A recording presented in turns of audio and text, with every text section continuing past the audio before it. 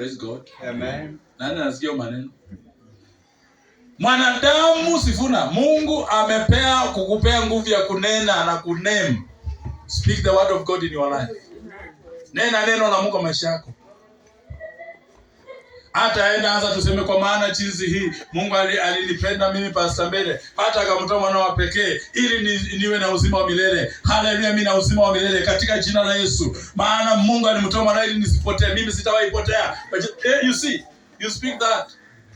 Na ndio napenda wa Nigeria. Wa Nigeria always are quoting scripture. Na ndio nao jamani matajiri. Hata kama uchumi yao si kama yetu. Hao jamaa hao ndugu hao. Na unapata wengi wao life yao hawaishi maisha hivi. Kwa sababu they speak. Hello? Mimi ndaishi tu Eldoret, nikupe tu Eldoret, nisike tu Eldoret, mimi ndaishi tu Eldoret. Na yenyewe tunakufa tunazikwa tu hapo. Sema God, I will go, I will fly.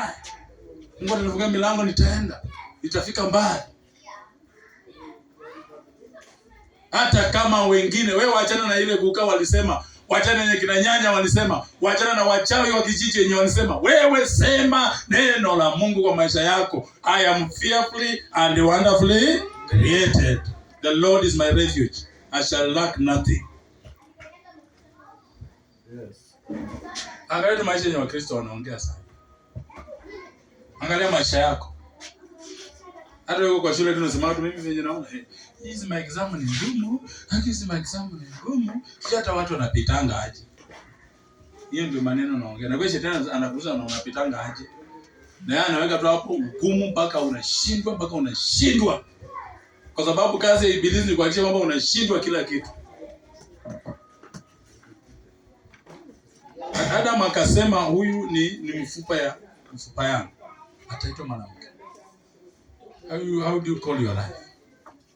Sasa believe aje kusema mimi Mungu, na ndio ombi yangu Kristo tunasema mimi ni mtenda dhambi, Mungu mimi ni wa kuanguka na kusimama. Mungu hataki watu kaanguka na kusimama. Mungu anataka watu ambao watasema neno lake kwamba God, I am your son. I'm a son of God. In you I have power.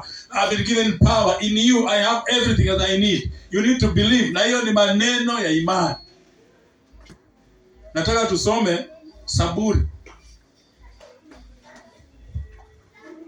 Ndio tutasoma Saburi sasa. Saburi 109 mstari wa 17 wa 19.